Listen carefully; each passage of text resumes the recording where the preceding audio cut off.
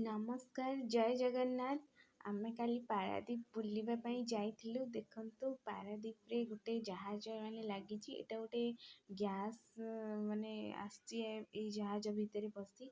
ଆଉ ମୁଁ, ମୋ ଭାଇ ଆଉ ଖୁସି ଯାଇଥିଲୁ ମିଶିକିରି ବୁଲିଲୁ। ଆଉ ସେଠି ଆମର ମାଉସୀଙ୍କ ଘର ଅଛି, ଆଉ ସେଠାରେ ରହିଲୁ। ଆଉ ଦେଖନ୍ତୁ, ପାରାଦୀପ ସି ବିଚ୍ ରୋଡ଼ର ରେ କେତେ ସୁନ୍ଦର ସୁନ୍ଦର ଚିତ୍ର ହେଇଛି। ଆଇ ଲଭ୍ ପାରାଦୀପ ବି ଲେଖା ହେଇଛି।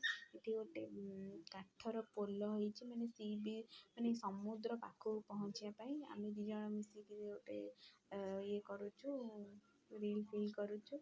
ଆଉ ଭଲ ଲାଗୁଛି ସେଠି ବୁଲିବାକୁ।